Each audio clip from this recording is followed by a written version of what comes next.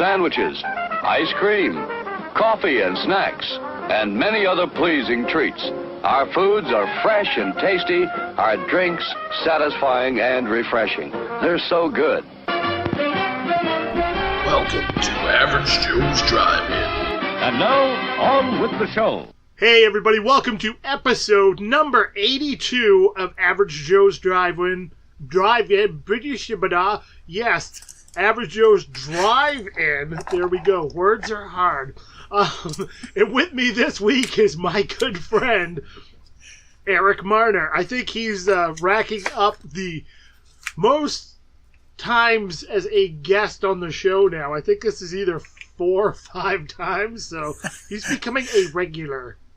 Well, hopefully the audience is like, yay, and not like, oh, shit, here we go again. And if this was a radio, people would be turning the dial right now. Probably. But, you know, and so for those of you who haven't listened to the past episodes, and I'm just ashamed of you if you haven't yet, I expect you to go back and start from episode 1 and listen to all of them right now, and then listen to this episode. That way, so in like 2 or 3 days, you can get back to me and get caught up to where we are now, so do it. Yes. So those of you who don't know, Erik is one of the co-hosts of the Movie Freaks podcast, which is one of my personal favorite podcasts. And I always look forward to Erik and Eugene's colorful and pleasant banter every week on movies. So, yeah, as long as you're not one of the people that made one of our roulettes that usually gets decimated every episode. Yeah, I'm sure, you know, it's an entertaining listen, but for those poor people, they probably hate our guts. But and you know, one of my favorite parts of the show, and Eugene will probably kill me for saying this, is when Erik has to leave the room for some reason, and Eugene just goes off on Eugene tandems because it's the best thing ever. Because it's one of my favorite things too, because I will have to go deal with a kid or a dog or whatnot, and then I come back and I don't have my headphones on. I just see the Skype, and Eugene's waving his arms and his gums are flapping, and he's really going on about something, and then I'm just like, oh God, what am I walking into? And you know, and Eugene and I like a lot of the same type of movies. He's a horror nerd like I am, so I always enjoy listening to what he thinks about stuff, because he watches stuff even I don't watch a lot on the regular. So it's always very interesting to hear Eugene's take on some of those films and what he does and doesn't like about them. So, you know, you're getting like Eugene discussing Zombie Part 29 or, you know, whatever. But it's always interesting. He always makes me curious about seeing the movies, even if he gives them, like, he doesn't like them, because it's just like, I kind of need to watch that just to find out why this didn't stick with Eugene. So Yep. Oh, he can be going on a tear, just talking about how great a thing is or how bad a thing is, and then at the end he'll be like, "But I liked it, or loved it, or hated it," and it's the opposite of the way the review went. So I'm like, "Wait, oh, okay." Now, but after my 23rd viewing of Can't Buy Me Love, I decided now that I honestly, I never tire of his adjectives that he comes up with, and I know for a fact, because I've known him my whole life, that I don't think he plans it out. Like, oh, I'm going to say this on the show. He's talking about it, and then he just, oh, it's the worm in my brain, like, eating my mind, watching this, you know, I'm like, wow, I never would have, that's so great.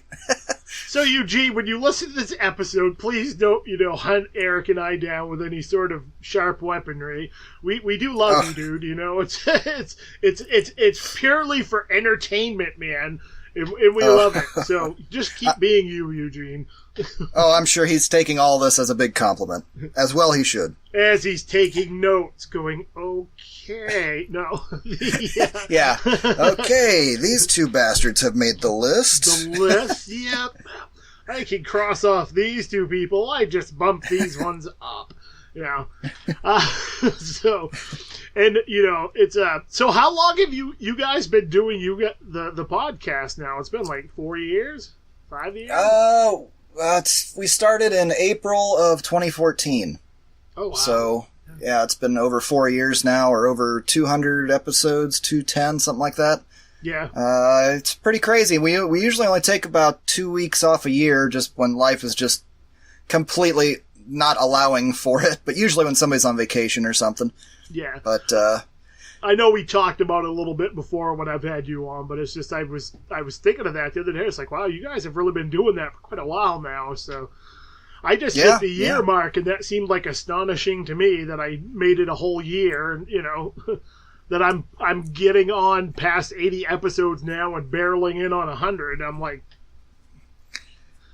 it's a body of work, and it's one to be proud of. You look back on it, and it's like, wow, sweet, I can scroll back 50, 75, 80 episodes, and what was the intro to that episode, or what was going on in that episode, and I hit play, and it's hilarious, or, something that I completely forgot about. It's just good memories. Yeah, I'm almost terrified to go back and listen to some of those older episodes when I was trying to figure stuff out, because my setup was so hodgepodge at the beginning. I think like most people when they start out podcasting, you either go big or you start out, finding things at like the local pawn shop or something just to use, am I going to do this, or is this something I'm going to do like 3 or 4 times and be like, nah, to hell with it. I'm not going to do that anymore. So from my musician days and stuff, I happen to have a lot of the things I needed to at least be able to attempt to do the show. So I just started it out that way. And then, of course, there's always the growing pains of trying to figure stuff out and, different things. And as I've said before on the show, and, you were a huge help in getting me going and just, helping me figure some things out so I didn't have to spend 100 episodes trying to get to, where everything needed to be, sound quality wise and just little tips and tricks. So it was a big help, and I do appreciate it, man. Oh, it's no problem. The only way that I really helped you was like, hey, here's all the ways that I fucked up for a long time, and you can easily avoid. But everybody has those first 10 or 20 or 30 episodes that are finding your way and finding out what your show is going to be and what works and what doesn't. And, it's like learning how to be a broadcaster, essentially. Yeah. And finding out what entertains you, because that's the audience you're going to draw, is going to be people that are entertained by what entertains you. And you're only going to talk about what you're entertained by, or else you'd be, I don't know, bored or a sellout, or I don't know. Right. My whole thing was, especially at the beginning, it's like I felt pretty confident right from the get-go as far as like being able to talk to people and interview and do that sort of stuff. For me, it was more like worrying about, am I going to have enough to talk about, and just kind of like pressing and not just letting things maybe flow as naturally as they should sometimes, and that sort of thing. And that's been one thing. Like I think that's something you gain with experience the more you do it. And like you said, finding the groove with what you're doing, because one of the big things for me too is I was doing like a review episode and an interview every week for a while there, and it was just like I was getting really burned out trying to do 2 episodes a week. I told you, it's hard to keep up with that kind of pace. Eugene he did his own show for I don't even know how long, maybe 2 years, and because he wanted to have a very horror themed specific show topic or whatever, and so he just did like 30 minutes, but he would go sometimes 2 or 3 times a week, and he passed up Movie Freaks for a while because he was just pumping them out like crazy. And they're great episodes. You should go back and listen to them. Cinema's Soft Underbelly. Yeah, I think I don't think he's taking them down or anything. Yeah, I remember. He's not really doing it anymore, but I remember him talking about that, because I think about the time that I first started doing the podcast, he was still doing it or just had started taking a break from doing it. So it hasn't really been that long, about a year or so. They're great little film histories of horror. It's all horror stuff, but great little film histories. I love listening to those when he was putting them out. It's too bad that he kind of got burned out, but life gets in the way, especially when you have 3 kids. I mean, holy crap, it's been nuts lately. Oh, I bet. Just listening to you guys' show and you guys talking, and I can't imagine. I'm pretty good at dealing with, like, I used to run stages at festivals and stuff and do all that, and I'd have 20 bands and the crews and trying to make sure everything was organized. I can imagine having many small children is much like that. Except they probably don't listen as well. If you were in bands, and you know how well bands listen, so, you know. Yes, zero. And it's nice that they're getting more self-reliant, and it's especially nice that there's no more wiping asses. That's the best, greatest thing. If you go listen to the old episodes of the show, you'll hear me say it a million times, I can't wait till these kids can wipe their own asses. Well, I'm there. But they're more self-reliant, they can get their own snacks and stuff, which is great. But the school year just started, and I'm running into something that, wow, didn't expect. The 6-year-old is in soccer, so 2 nights a week he has games for a month and a half, till the middle of October. So that's 2 nights a week you're running after that. And I'm also a coach of that team, because my brother-in-law is the coach of the team, so I'm in. The 13-year-old has volleyball 5 nights a week. Oh, wow. After school, she goes to volleyball, either practice or game, and we pick her up either around 5:30, or if she has an away game, it's like 7:30. 5 nights a week. And that goes until mid-October. It's every single night of the week. Run. That's why our show has been lately, okay, do you have an hour and a half? Around 3:37, we'll start. Ready? Go. Okay, we get our 5-minute life bitch sesh out of the way, and then talk about movies as fast as we can. Time's up, the oven bell is going off, and it's time for dinner. I gotta go. Yeah.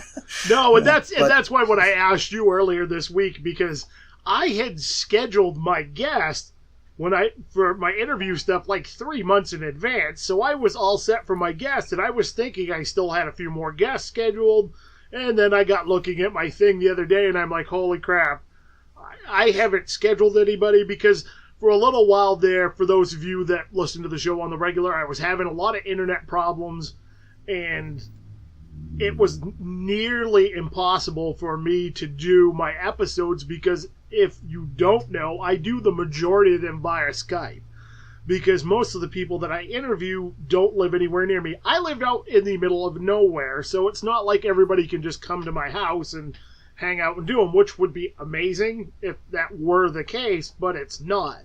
So I have to do them via Skype, and I was having severe internet issues, and this is something that's been going on for like 2 years, and it's just been, I finally got to the point where I called the company up, and I was like, listen, I said, you guys have sent technicians out here like 3 different times. I know this is a huge first world problem that I'm bitching about, but whatever. But it's like, you guys have sent tax out like 3 or 4 times now. You replace cables, you did this, I'm still having issues. I was like, for what I'm paying a month for my internet, this needs to get resolved, because I basically might as well be on dial-up at this point, because I can't do anything. I was like, it needs to get resolved. I said, because this is horrible. I said, I can't do anything. Literally, like every 5 minutes I'm losing a connection, or I can't do this, or the speed fluctuates so bad. It's like, it's almost worse than not having it. Right, it's just like, I'm kind of here. It's blowing on your dick, but not sucking it. Exactly. So, they were very, very good about it. And they told me, they were like, listen, we're not even going to send a regular tech out. We're going to send a technician supervisor out, and they will not leave until your problem is resolved, because they were like, you shouldn't have to deal with this. It's nothing on your end. We tested all the lines. From this, I said, I can't even reset my modem through your website because the connectivity is so bad. And they were like, yeah, we see all this. So they sent the tech out, and I told them what's been going on. And it happened to be a guy that was here like 2 years ago when my original modem died, or 3 or 4 years ago when my original modem died. And so I told him what was going on, what was happening. He tested everything inside. He said, it's nothing in your house. I said, well, a guy I worked with had a problem with like a ground wire coming undone. So the ground wasn't there, so it kept getting these little energy spikes, and that's what was causing it. He said, I'm going to check it. He said, but I think I might know what your problem is. He said, based on just the diagnostic I ran inside. So he goes back out, comes in 5 minutes later. He said, he said, I'm about 99.9% sure I just fixed your problem. I'm like, okay. He said, well, back in the day, originally, he said, we used to use brass fittings on all the connectors. he said those brass fittings wear out after a while and they'll split and they'll break and do whatever. And he says, yours is split in half. He says, I have no clue how you were getting any connection at all. He said, you shouldn't have been getting any because it was directly where the line hooks into the actual box at the top of the whole thing. The direct line. So it was the service line. Yeah. But it was at the very beginning of the service line, right up where it actually comes out of the box. So he's like, I replaced it. He said, this new one is like, he's like, you should never have to replace this. He's like, these things are made to last for like years. So he's like, I'm going to sit here for the next 40 minutes or so. We're going to test your line every 5 minutes and make sure you're not fluctuating at all. And everything stayed exactly the same the whole time. It's like, solved your problem. Finally. He's like, I'm like, well, and knock on wood, there's been no issue since. So it's like, awesome, I could start actually doing interview podcast again. So I've started doing it, and it was great that I was booked way in advance, but it's also, this has just been like in the last month or so I've been able to start doing these again on a regular, and my whole rhythm is all screwed up from having that little weird break of just not. So I'm just, and the fact that I had scheduled all these interviews so far out in advance, and I'm just like, holy crap, I can't. I was like, I'm not going to do that again. I think I'm going to try to schedule my interviews like, a couple weeks out type deal, and because it's great. But the problem is I find when I schedule them way in advance, I tend to like lump in certain groups, like, the last bunch I've done, which is awesome as, I'm a writer, but a lot of my interview stuff has been with writers. I haven't had a big swath of different areas to, so I think I'm going to try to work this a little bit differently in the future, but I do like the interview episode review. It gives me a little bit of a break and changes things up because I do enjoy doing both things, but it's just too much to do both of them every week. Yes. And, most people will hang around for just a weekly show. You don't have to be Mark Maron or whatever doing 2 a week. He gets big people in all the time, so it's understandable that he gets that amount of traffic. And I know a lot of podcasts try and put out that much content, but, I try and listen to a lot of podcasts, and my backlog gets filled up real damn quick because there's like awesome podcasts, but I just don't have the time to listen to 2 a week. It's 1 a week. Even backs up a bit. Yeah. So if you want to keep up with all the podcasts you listen to, it's nearly impossible. With my commute, I know personally, I listen to you guys every week. I listen to my friends in the Potato League podcast every week. I usually listen to the Movie Crypt.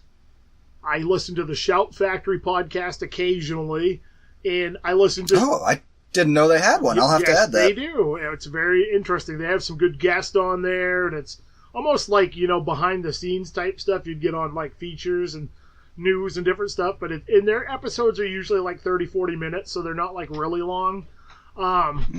Nice. And I listen to Joe Rogan when I can, but the problem I've started to find with Rogan is most of his episodes are 2 or 3 hours long. That takes me like 2 or 3 days to listen to an episode because I don't generally have a lot of free time during the week to just listen to the podcast. Usually that's what I listen to on my commutes to and from work. So yeah, his I'll break up, and I'm selective with. It depends who he has on. Yeah. He just recently had back-to-back Chuck and Henry. Neil deGrasse, Chuck Palahniuk, man, and I'm like. I'm absorbing every word of that one because I love that guy. He's one of my favorite authors. Both of those episodes were absolutely phenomenal. If you're Henry Rollins both of them are just super fascinating people. Even if you're not like super familiar with either one of them, those are worth listening to because they're just such interesting characters and they live very interesting lives. So it's both were great to listen to. Like, I listen to those ones, but I'm the same way. I used to listen to like all of them or the majority of them. Now it's like I'm getting a little more selective about who he's got on and what I listen to just because I'm only going to get... I've only got so much time. Yeah, I might be able to pop in like 1 a week or it's going to take me 2 weeks to get through one because I'm going to listen to them after I finish my other episodes. So... And I also really then, enjoy the Faculty of Horror, which is the yes, that because those two ladies are like a plethora of knowledge. So yeah, I feel smarter and dumber at the same time every time I listen to them. So yep, me too. And like your review episodes, I kind of hoard, and then like that's all I'll listen to for 1 week. And it's not like, oh, I gotta catch up on my friend TJ. It's like, all right, I saved up a bunch, and now I'm gonna binge the shit out of them. Yeah, and I do that. I do that. I do that with a few too. Like. That happens with me, like, with I do that a lot with the Movie Crypt. Like, I might not listen to an episode every week for a while I'm listening to other ones, and then all of a sudden, somebody has a week off or something, and I'll end up listening to, like, 3 episodes in 1 week to get caught up. Yeah. Yep. Yep, it's good stuff. I've got a bunch that I haven't even remotely even started to touch. And I just keep downloading the episodes because it's like, one day I'm going to get to this. I swear to God, I am. Yeah. I originally, I had like probably 10 or 12 that I was listening to for a while. And, one thing like you and I think we talked about it the last time you were on the show, was sometimes there's shows I really like the show, but the quality is kind of bad, and it gets hard to listen to. Like, I understand, because I've been in the boat where you have an episode where the sound quality isn't so good, but when it's week after week after week after week, and they are making no effort to fix the stuff, after a while you just kind of back off a little bit, and it's like, I was like, I really like the content, but the quality, you guys need to either invest in some better equipment or learn how to edit better or something, because it's just... There's really no excuse for it. It's not that hard. The microphone that I record with, shipped to my door was about $30, I think.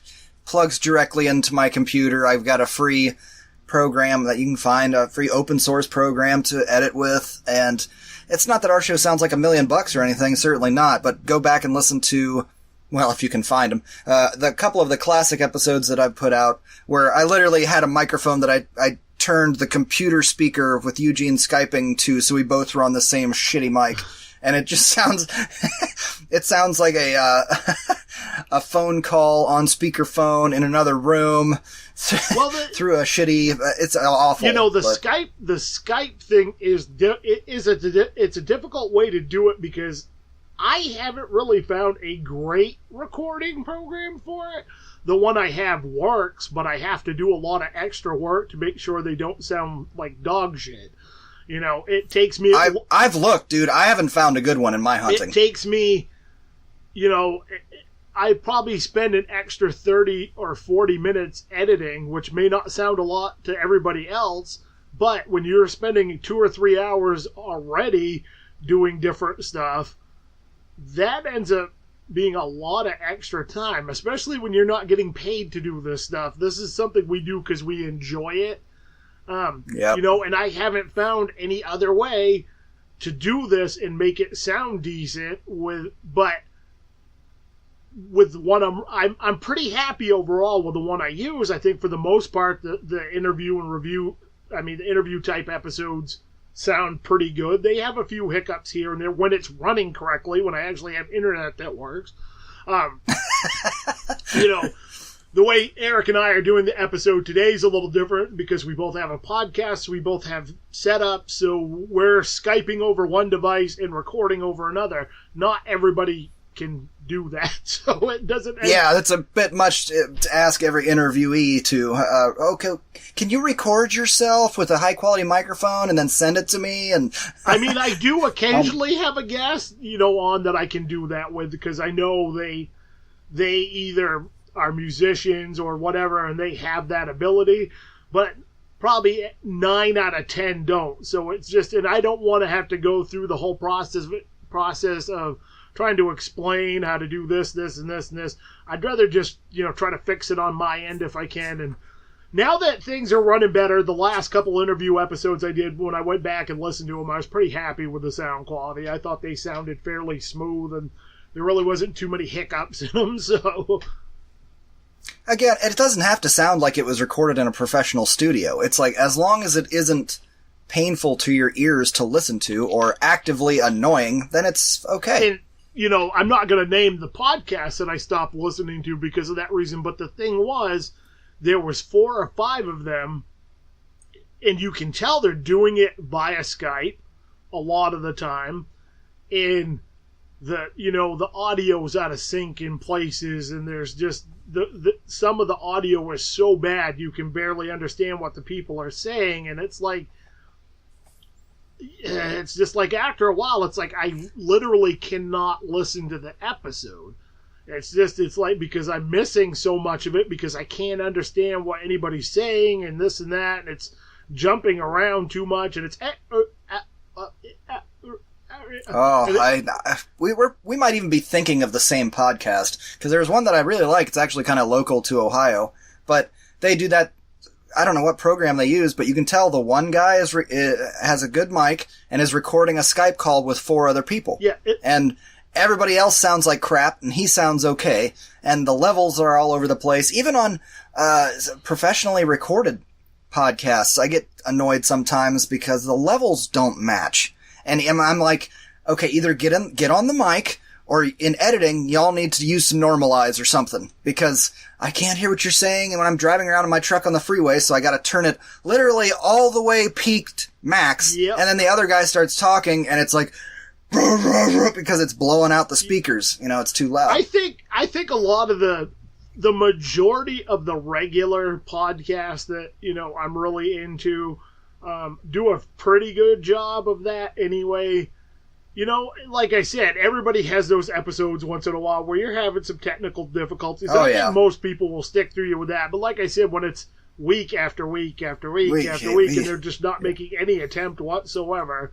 And I've noticed so far, in just the year that I have been doing this, there was a few podcasts that I followed and paid attention to and listened to, and they all have disappeared. I haven't seen any nothing new from them content-wise for many months now. So I think it's one of those things. You got to care a little bit, even to just take a few minutes to learn how to do some stuff and figure problem solve out. There's been times, and I'm sure it's the same with you, where you're doing an episode and you have to troubleshoot just in order to even do the episode, So a lot of people would be just like, hell with it, we're not going to record this week, or they won't take the 10 minutes to try to figure out the problem, Absolutely. And I think down the road, well, maybe even this is already true now, but longevity and it's a grind. And the shows that grind are going to maintain the audience. You know what I mean? Oh, yeah. Because our audience has been a very slow build, but it's still always kind of going up, which is great. It's not like we have a massive audience, but it's nice to see that those numbers have never steep drop off or just dwindling. They've always been going up and up and up. And a lot of people are going to quit, and it's going to be the shows that, oh wow, this show has 200, 400 episodes. So they obviously are doing something right, or entertaining enough people to keep it going. Well, I think a lot of it is like anything. Podcasting is still fairly in its infancy outside of a handful of shows that have been around since the get-go, the Kevin Smiths and the Joe Rogans and the people that have been doing it for quite a while now. But it's just become, I guess, mainstream in the last couple years, where everybody and their brother started making a podcast about this and this and this. And I think a lot of people did it simply for the fact they thought they were going to get famous all real quick by doing it. No. The ones that are big and famous and have 100,000 followers are generally people that are in entertainment or were already popular, like your Kevin Smiths or your Mark Marons. He's a stand-up comedian, or Joe Rogan, same story. That's already a known name before they started podcasting. By the way, speaking of Mark Maron, have you watched Glow yet? No, I haven't. I can't remember if you and I were talking about that before, about that you hadn't seen it or whatever. Or was it us that was talking about this a while ago? Maybe when I was on your show I'm not month sure. or so ago. It's possible. It's also possible you talked to Eugene about it. He was more of the wrestling fan growing up than me. Like, he should be into that show, but it's a show. If you're not a wrestling fan, it's a fantastic show, and Mark Maron is awesome. He plays a B-movie horror director that it's based on the guy that actually, did the Glow thing, but he plays a B-movie horror director, and he's, has a drug problem and stuff, whatever, and he is fantastic. Because he is such an asshole, but he's like a lovable asshole, so it's very enjoyable to see him in that character. And I'm not a big Mark Maron guy. Like, I've never really listened to his podcast, but I'm very aware of who he is, and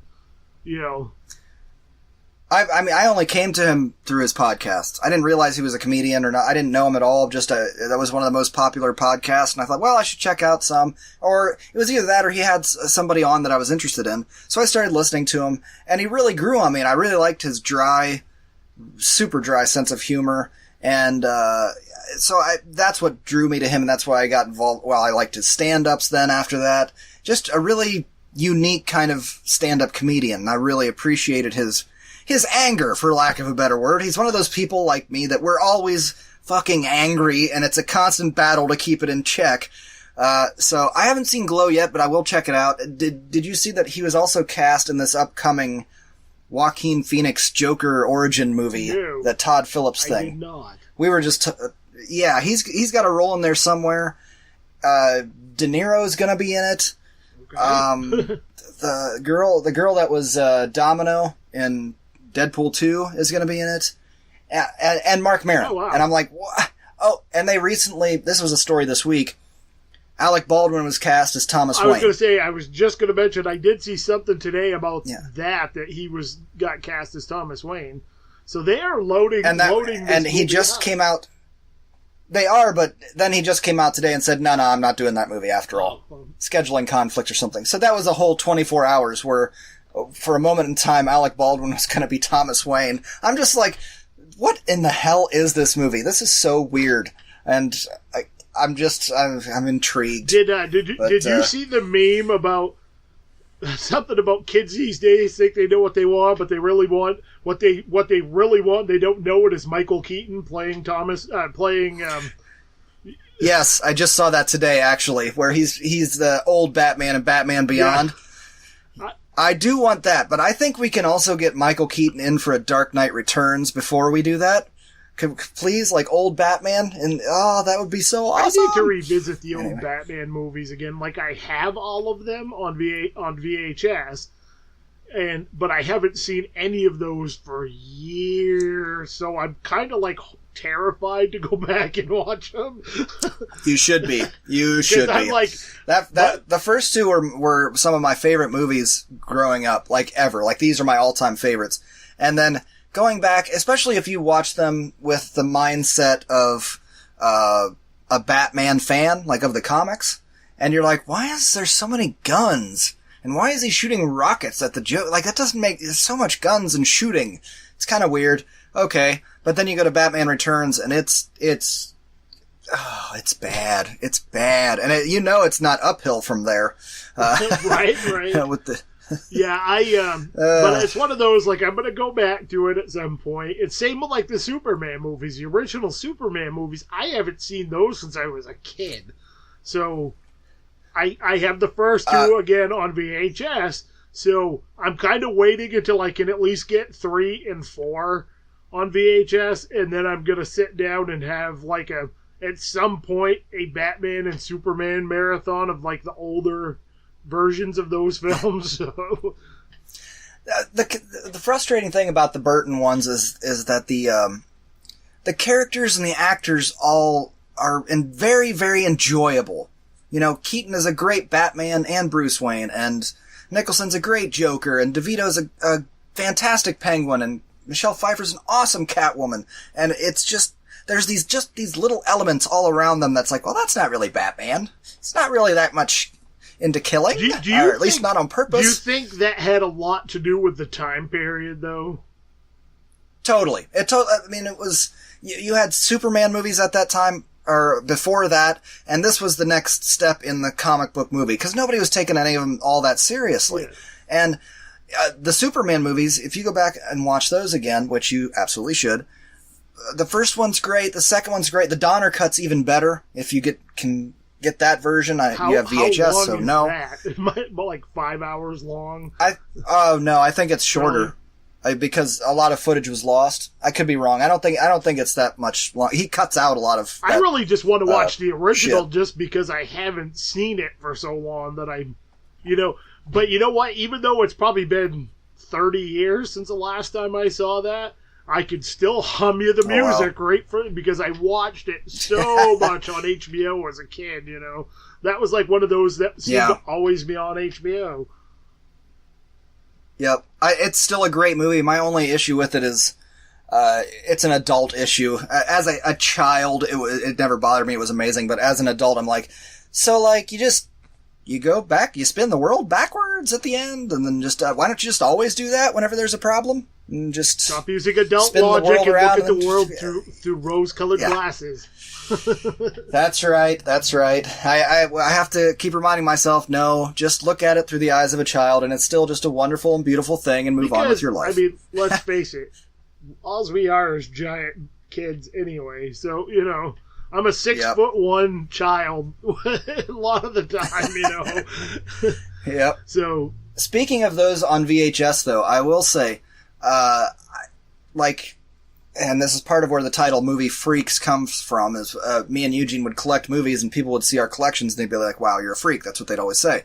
And so our parents would try and kind of dissuade us from that. And every birthday, every Christmas, anytime there was a gift to be had, it was, what do you want? Well, it's like, I want this movie and this. Here's a list of movies that I want. And then they would go buy us not movies, or maybe they'd buy one off the list, and then all the other gifts were things. Superman, but I got you Superman socks. Yeah, there you go. So it's kind of the same thing, right? Right. You need socks, though, and I'm like, I guess. Superman on them.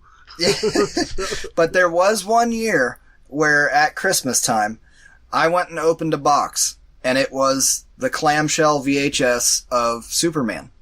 And I was like so excited. I just couldn't barely contain myself. And then I went and opened the next gift, and it was like Superman 4.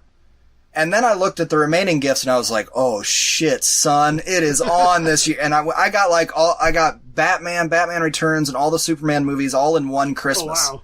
And I just almost could have cried, Eric? And they were all like, oh, there you go. You got your movies. Are you happy? And I was like, yeah, I am. This is the best Christmas ever. Just freaking out. Never happened again. After that, I got coal and socks. They're like, enjoy your damn socks. You're not even getting Superman on your socks now, you little bastard. Okay, you're just getting plain white gym socks. Yeah, those fancy boxer shorts you wanted. Here's some tidy whities. We're gonna give you some leaves and a piece of thread. You're making your own, okay? It's that sort of thing. And you have to wear them.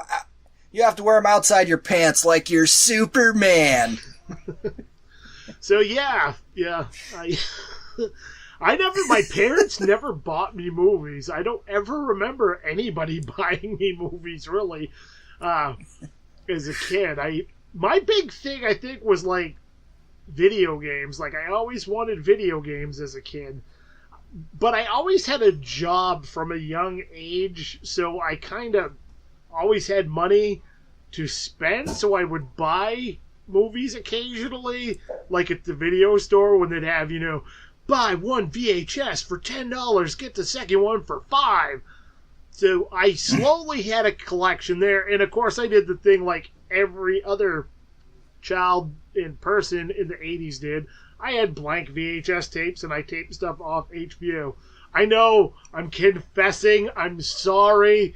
I have bought most of these in subsequent years, though, so please don't come and take me away. No. You're lucky you had HBO. We just had broadcast TV, and I would record the Disney movie of the week every week. You know, it was rare that we would get movies of any sort, and if you did, they were highly edited. I remember our local station, Cleveland, Channel 43, it seemed like every other weekend it was Aliens or Predator. And so every other weekend, my family would be in the living room watching something, and my ass would be, I would lay a blanket on the kitchen table, and I would be watching on the kitchen TV, which was about a 9-inch black and white TV. So I could watch the edited versions of these movies, and I just didn't realize that they were edited. And then I got older and watched the actual movies and was like, wow! Mind blown! There's a lot more swearing and awesome gore in these things than I ever knew. Movies. But that's why... That was kind of like me as a kid when, you know, I first watched a lot of horror movies that I saw for the first time. And you know, a lot of them I don't even think until just recently that I even put two and two together that I had watched a lot of those movies, and then I was thinking back going, you know, I watched like Chud and Chud 2 and Return of the Living Dead and Comes to Frogtown and all these movies on the Billy Bob Joe Bob Briggs Monstervision, Ghoulies, you know, things like that. A lot of random movies that I watched on that were really highly edited for TV.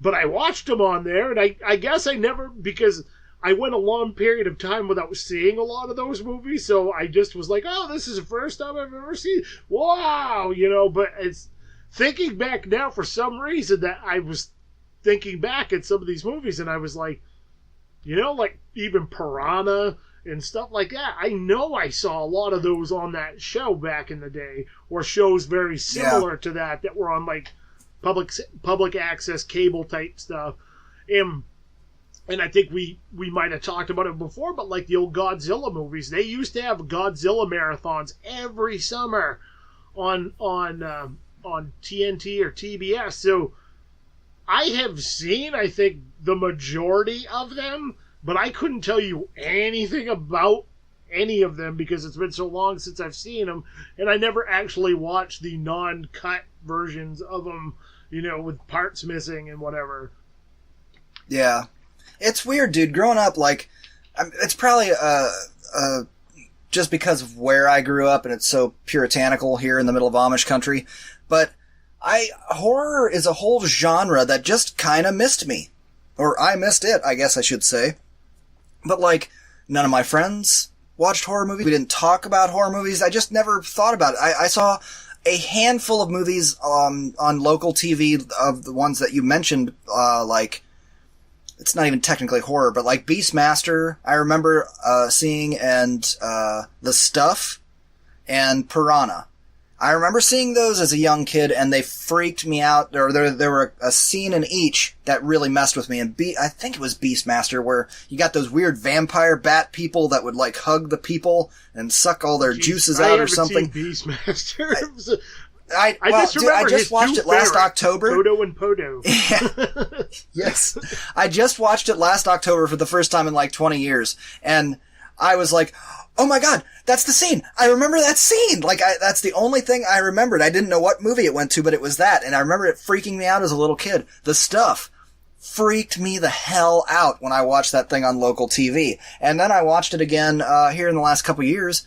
That's still an awesome movie. It's really cheesy, but it does have some freaky parts. Yeah. And I like Ghoulies. I also was one that I had seen at some point or another on local TV. But we didn't even have cable, dude. Like, I don't know, just the people that I hung out with, my friends, nobody was talking about horror movies. I didn't actively avoid it. It wasn't until I was, it's so funny, because me and Eugene talk about, we literally were toddlers together. And then, as happens a lot of times, you know, because he's a few years older than me, you get to middle school or the driving age, and he's off with his friends his age, and we just didn't hang out through high school. We'd say hi in the hallways or whatever, but then right after I graduated, we bumped into each other again. And that first night of bumping into each other at a mutual party, he was like, we just randomly started talking movies, because that's the only conversation that us freaks have, is to steer every damn conversation to movies. And we were off like lunatics. And he's like you haven't seen Evil Dead? You gotta come to my house right now. We left that party, went to his house and watched it, I think that night. Oh, wow. And we have been, we talk every day probably since, pretty much. Yeah, and I kind of get that because, when I was getting into horror, because I was a metalhead, and into punk and metal and stuff when I was younger, because most of my friends were a little bit older than me, so I didn't really hang around with a lot of kids my own age. And when, like you said, you kind of get to that weird age where those kids that I hung out with when I was in elementary school or middle school, when they got to high school, we didn't really hang out anymore. So here I had been, I was all into metal, and I was the weird kid that listened to metal, and all that good stuff. And there wasn't a lot of kids that listened to the type of metal I listened to. There was a few. People were like, Guns N' Roses, man, it's the heaviest band ever. Like, dude, have you guys heard Slayer or Sepultura or Suicidal Tendencies or Cannibal Corpse? See, I probably would have been that other kid because I was into heavy music too, especially, end of elementary, going into middle school. Like, I was into heavy music, but then it was Nirvana and Bush, and I was just beginning my exploration of heavy music, but anything that was heavy I could get my hands on, the heavier the better. But I also didn't have friends that were like Metallica, Slayer, Sepultura, it was a lot of Christian rock stuff, and there's some good stuff out there in that too, like Zao. There's crazy metal, but I just didn't have the influence. And because in my community and family, if you watch horror movies, you're going to hell. If you listen to Slayer, you're going to hell. If you, and once you get a little older, and now that you have the intranet, the whole world is at your fingertips, and you realize, wow, that 1 hour game of D&D didn't summon Lucifer to my doorstep. Maybe I'm okay to, look at some of these things, and I'm not gonna die. I'm from Maine, so it's not like, I don't think our communities are that far off from each other, where I grew up in a little small town type thing, so it was kind of the same thing. But, so I kind of, I was really into Stephen King and stuff like that when I started, as I've told on the show many times about, discovering Night of the Living Dead, The Misfits, and Stephen King basically at the same time. And I just was like, oh yeah, this is what it's all about. But I kind of had that just to myself for a long time till I was in high school. And I had a few friends that are, my friend Sean, who was really into horror, so I started finding out about some movies through him and different stuff, and we would chat a little bit about horror, and but other than that, I had to find out about stuff on my own. It wasn't until I graduated, and again, some of the people that I kind of had known a little bit when I was younger, I started hanging out with too, but I also started hanging out with other people, and most of them, again, are older than me. Most of my friends have always been older than me, but most of my friends that I started hanging out with are all super into horror, or they had been at one point, and they're all into the same music and this and that. So now I had people to talk with about this stuff. So, mid to late 90s, I just started going bonkers with that shit, because that's when I was really starting to get into all that stuff, because that was the first time I had people to tell me to check stuff out. So I started to, and it's the same way with music. When you start playing in bands, you start getting exposed to so much stuff that you probably would never have checked out, but because you respected certain musician or whatever that you were playing shows with, or this and that, and they recommended something, you would go check it out. And that led to me liking a lot of bands that I maybe normally wouldn't have listened to. Yeah. Yeah, it's so weird, especially in retrospect, looking back at my life, the desire to consume horror stuff was there. It was in high school when I discovered Stephen King. And all through high school, I had a Stephen King book in my hand. Me too. And I didn't even realize it, but I was a fan of his horror, but I didn't dive into any of the movies, and again, until after high school when I reconnected with Eugene. If you got Eugene as a horror friend, you don't need any other horror friends, because he will show you the way. But I'm jealous of both of you, though, because, again, looking back in hindsight, you guys had so much more time to, with the right set of middle school kind of eyes, enjoy and be shocked by some of these movies. Whereas now they're a little bit dated, and I go back and watch Demons or something, and I'm like, okay, I enjoy it as nostalgia. I wish I would have watched it when I was in middle school. I would enjoy it so much more and have so many more memories with that kind of schlocky horror cinema. And I can totally enjoy it now, but I don't have that nostalgia love for it the way that you guys do, and I'm jealous of it. I'm really jealous of it. I remember watching, for the first time I ever saw Salem's Lot, I was staying with my aunt in Massachusetts, and she was like, my aunt was awesome, and bless her, I miss her dearly. She passed away a few years ago, but we would go stay at her house, and they had like this, like I always loved going to their house because it was like this huge mansion and had an outdoor in-ground pool, and it was right in Massachusetts, and it was like, oh, this is like, from a hick from the middle of nowhere. This was a big deal for me. So we'd go, and she'd take me to the movie, the rental place, which Blockbuster, and I'm like, whoa, you guys have a Blockbuster?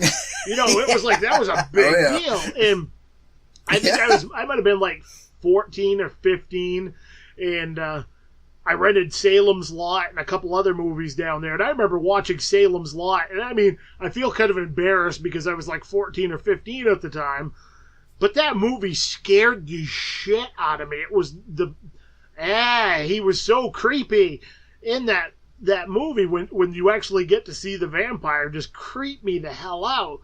And I had watched horror movies before that. Obviously, like I watched Night of the Living Dead and maybe not even necessarily like horror films, but stuff like Silence of the Lambs and Texas Chainsaw Massacre and Pet Sematary.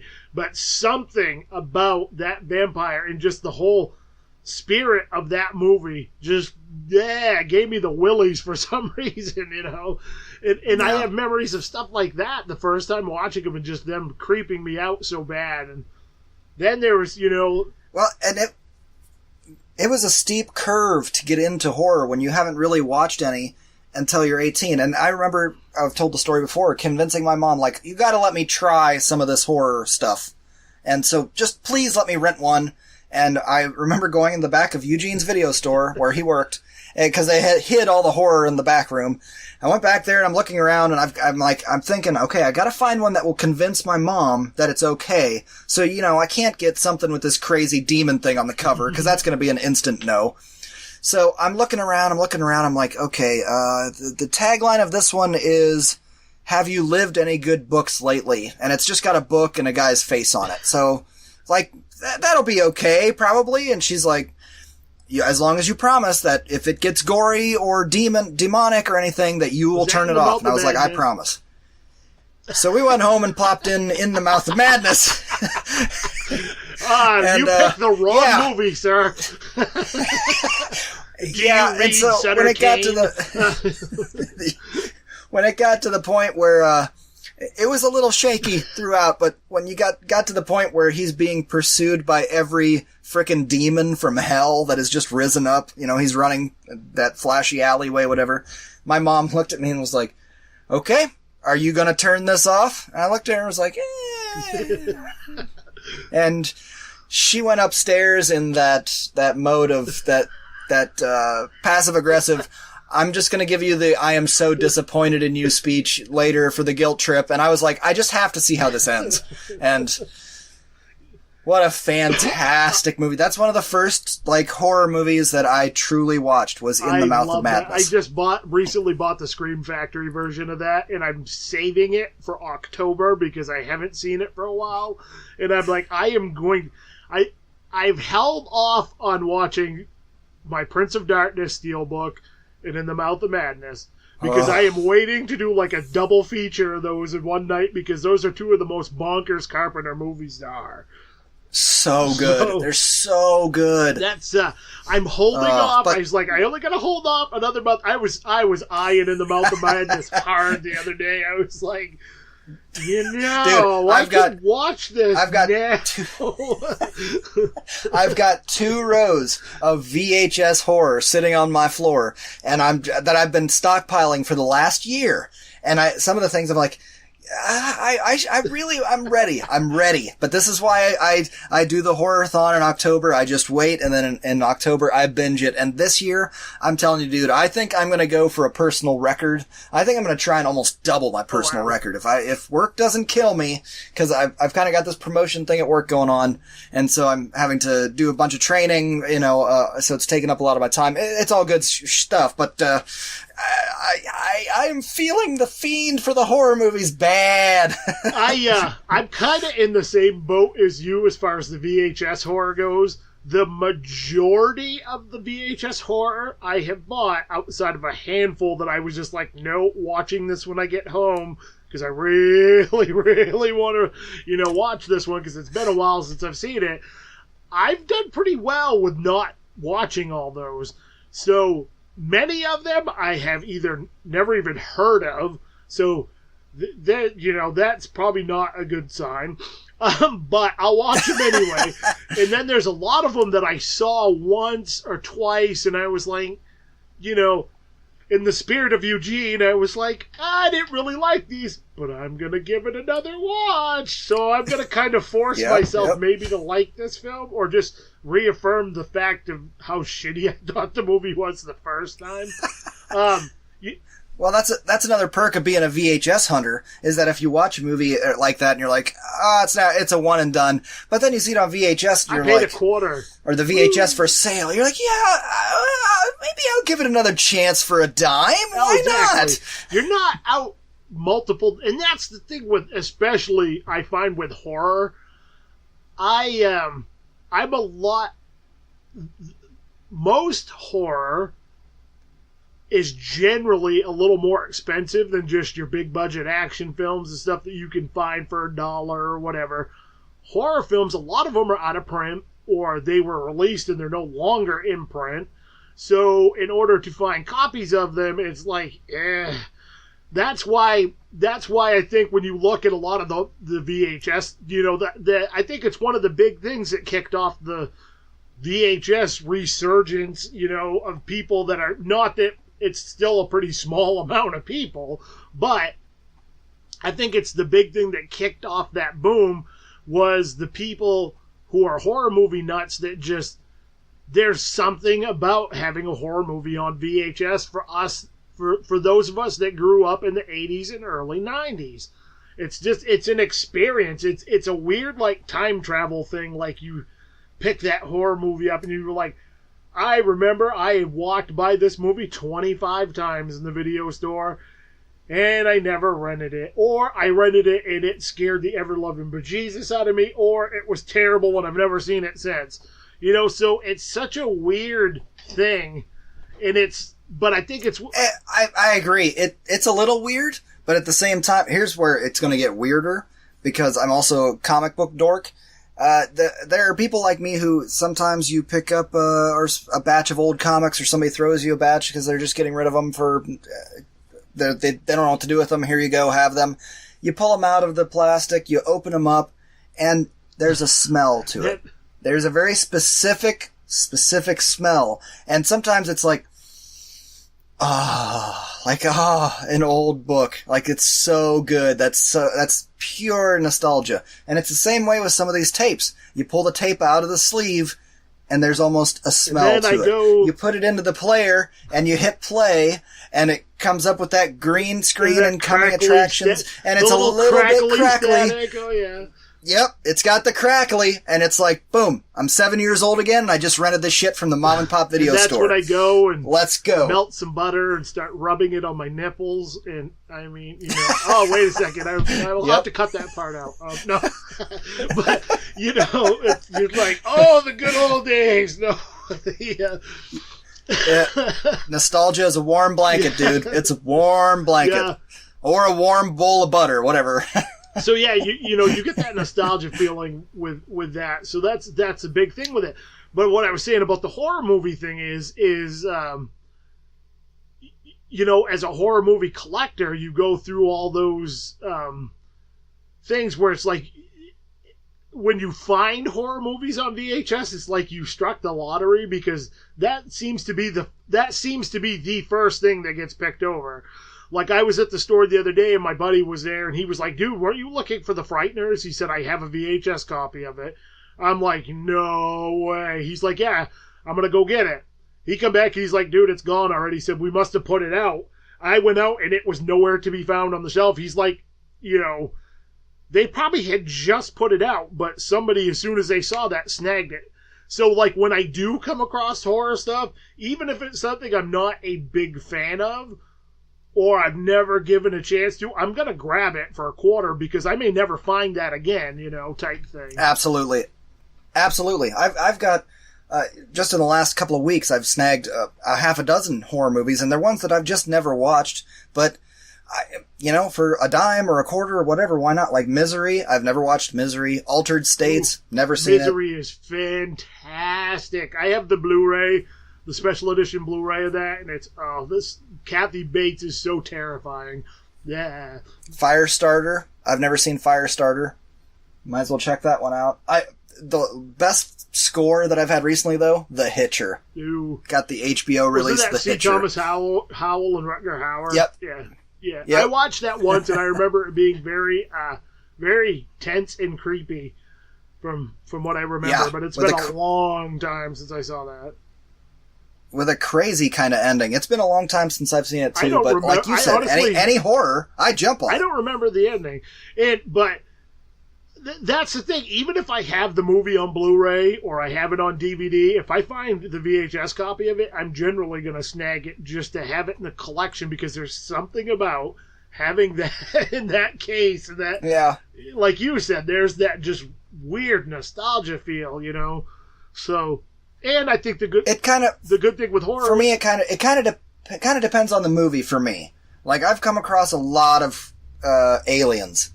I'm not going to get that on VHS. I found the special edition tan clamshell widescreen. No, I'm good. I've got the Blu-ray of that. Oh yeah, I'm talking. Like, anytime I come across John Carpenter, Stephen King, stuff like that, I snag it just because I don't care that I have the remastered 4K special edition of that film. I'm buying it because those are some of my favorites. So I've got to have them. But then there's a lot of, like I said, there's that random stuff. So, like you, I probably have about 20, 25 VHS to pick from for my horror-a-thon this year. And, speaking of, I don't want to deviate too far away from our conversation, but speaking of the horror-a-thon this year, I've kind of decided, and I will talk about this a little bit more in the coming weeks, but I've kind of figured out what I'm doing this year. It's going to be basically, I'm going to try to watch movies I have never seen, or I've only seen maybe once or twice, and it's been a really long time since I've seen them. So, I want this year to be like fresh for me. Not, granted, there's movies I could watch every year, and I do watch them every year, but I'm going to try to, just for October this year, I'm going to really try to have at least like 85 to 90% of my movies be stuff I've never seen. That's kind of what I'm doing, actually, because a lot of these VHSs I've never seen, or I've only seen once, like The Hitcher, Hitchcock's The Birds. I got that on VHS. Grizzly. Oh, Grizzly is fantastic. You don't know how hard it is for me to not watch that movie, but I want to see it so bad, but you know what? It counts as a horror I have to watch. I hadn't seen it until a couple months ago when I watched it when it was on Amazon Prime, so I just happened to watch it just because I think Eugene was talking about watching it on your show, and I was like, I need to find this movie, because we were talking about the movie Prophecy, which I love so much that you guys had never seen, and then watched it. So good. And it's like, so we got talking about that stuff, and also it's probably a safe bet that we can tell folks a little bit that I'm pretty sure we're going to have a movie Freaks Average Joe's Drive-In Christmas crossover special again this year of some sort. Oh, I'm sure we'll work something out. We have to figure out some details, but that was a lot of fun last year. I enjoyed that. Oh, yeah. So, yeah, we got some interesting stuff coming up. Also, Dan from the Potato League podcast will be joining me for the entire month of October on the show. So him and I will be talking horror, and he is going to do Sweet. 2 separate horror-thons, one for the Potato League podcast and one for my show, because, you want to talk about horror nerds. And I mean this in the most sincere, loving way, Dan. Dan is a horror nerd. Like, he will put that, like, his movie viewing total would put I, and Eugene to shame. Even Eugene, like, he would put it, Dan takes his horror-thon month serious. So, does he take off of work? Because I just mentioned this on the show that's coming out this weekend, but I think it was this episode. One of my buddies, his friend is on disability and decided to do a horror-thon. His number was like 157 or something, because he watched like 6 movies a day. He's at home all day. He can do that. It's like, so, I was like, okay, well, I will never ever break that until I'm, retired and on episode, 1500 of Movie Freaks one day. This is the retirement edition of Movie Freaks, and, this year we're shooting for 1,000. No. Yeah. We're going to watch movies 24 hours a day for the next 30 and see how many we can get in. Wake up! We're starting our John Carpenter binge. Yeah, and that's the thing. I think Dan actually does take a few days off here and there just specifically to watch horror movies. But that's awesome. I don't generally, during Horror-thon month, I really don't generally watch anything but horror. If I have time to sit down and watch a movie, and I try to bang out at least one a night, and then maybe if I've got the time on the weekends, there's days where I can watch 2 or 3, but sometimes I don't. Some years I have a hard time getting to 30. Other years I get 40 or 50 in. It just depends on the year and my schedule and life. Unfortunately, that stupid life thing comes in, into play. But yeah, add a few kids into the mix, and you got multi-lives to deal with.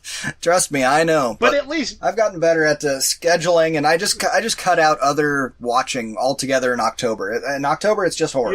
I might maybe once a month or once a week if there's something new maybe that come out that I really, really have been waiting to see. I might throw something like that on, but usually in October, it's pretty free and clear. Most of the time, it's horror movie month, and that's just what it is. It's got to be something pretty special to break me from the horror movie viewing. There's also been years, and I'm sure this has happened to you, where you just happen to get a batch of really shitty movies, and you're struggling. Oh, yeah. You're struggling to get through it. Oh, yes, absolutely. And what I usually do is I run through my Netflix queue of roulettes that Eugene has given a passing thumbs up to, and I'll bump all of those to the top. And so then I can go through that list and... what was his review of that? It was just okay. Well, it's an hour and 20 minutes. You win because you're only an hour and 20 minutes, and that'll count. Time management is a very important thing, as opposed to that one that he said that was amazing, but is 2.5 hours long. We'll backburner you, and we'll get to you at another time. Yeah. Oh, yeah. And as weird as this may sound, you do have to do the time management thing if you're going to hit your goal, even come close to hitting your goal.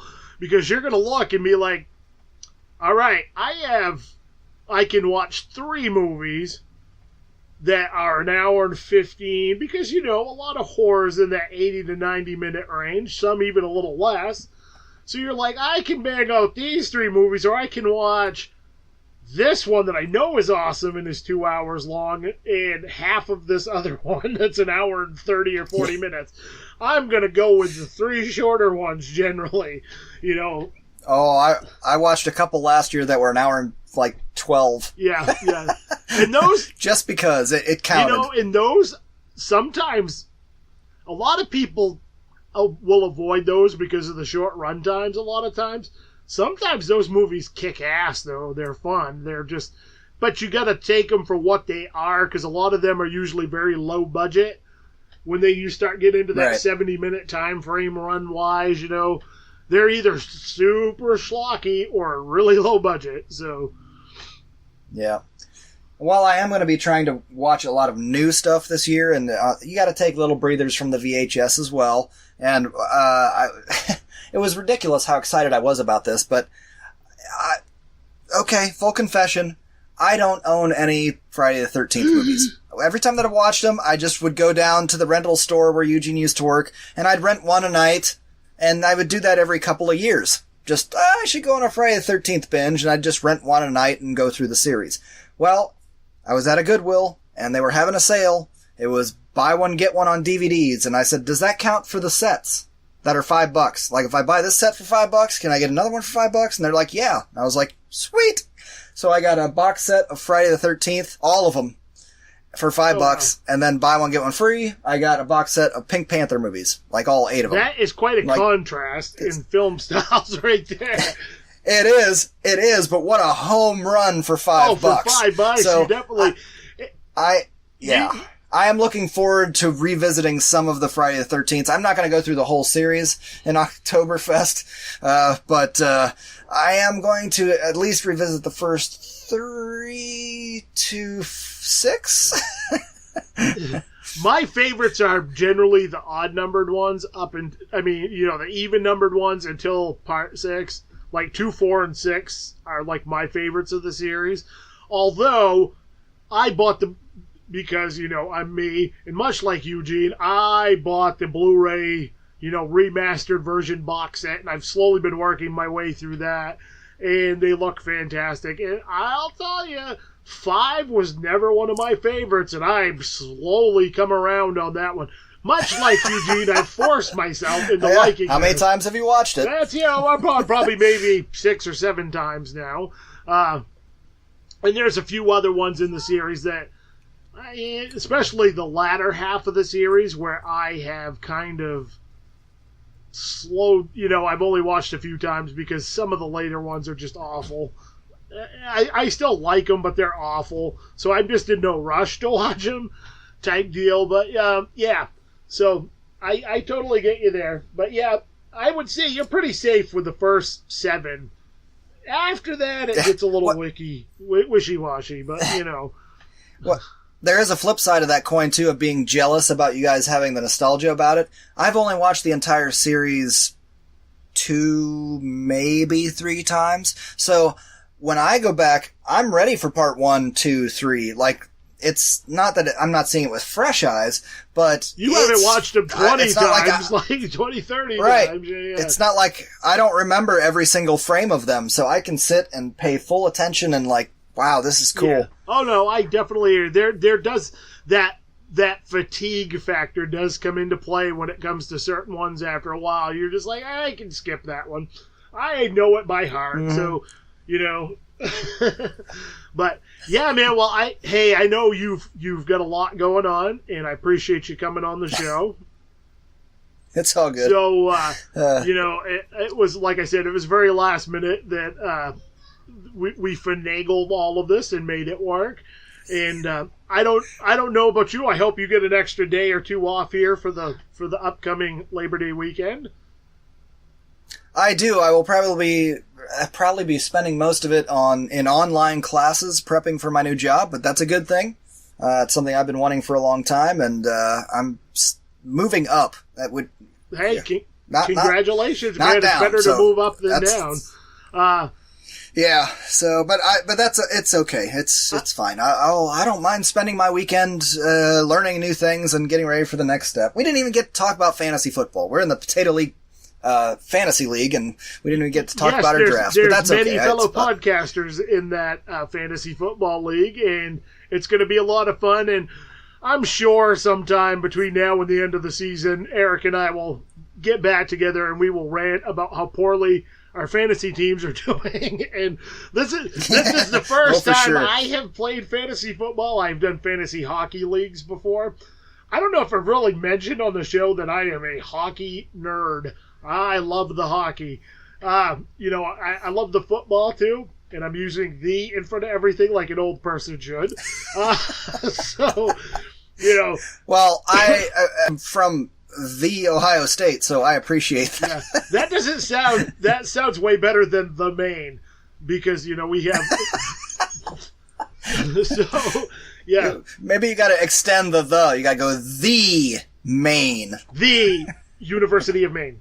It just doesn't There you have go. quite the same ring to it. Yes, but yeah, man. So if you, I encourage everybody listening to this episode, if you haven't done it yet, do yourself a favor and make sure you go follow, listen, love, subscribe, send gifts of frankincense and myrrh to the Movie Freaks, because they are awesome dudes and love these guys, and they've been just, like I said, great friends, and I enjoyed the hell out of their show, and I'm sure you will too. So thank you, Eric, for being on, man. And as always, I want to end the show with my favorite tidbit of advice. Remember, kids, opinions are like assholes. Everybody's got one, and I will see you sexy animals on the flip side. It's intermission. Rise and stretch time. Time to refresh yourself and visit our snack bar. Got a yen for hot popcorn? Your favorite soft drinks are sparkling cold. The juicy Frank sizzling hot. There's delicious coffee, freshly brewed, and all kinds of ice cream and candy to tempt you. Showtime will be announced loud and clear to get you back to your car in time. So stretch your legs. Come to the snack bar now. Thanks for listening to Average Joe's Drive-In. If you'd like to talk movies or contact the show, add our social media pages. You can add us on Facebook at Average Joe's Drive-In Podcast, on Twitter at TWJ Author, on Instagram at Thomas Washburn Jr. You can also hit up www.thomaswashburnjr.com for more information about the show and related links. If you'd like to support the show, you can buy TJ's books on Amazon. Just type in Thomas Washburn Jr. in the search. Books are available in Kindle and paperback formats. If you have Kindle Unlimited or Prime, you can read the books for free, and money will be earned by the pages read. It doesn't cost you anything, and it supports the show. Until next time, you've been listening to Average Joe's Drive-In.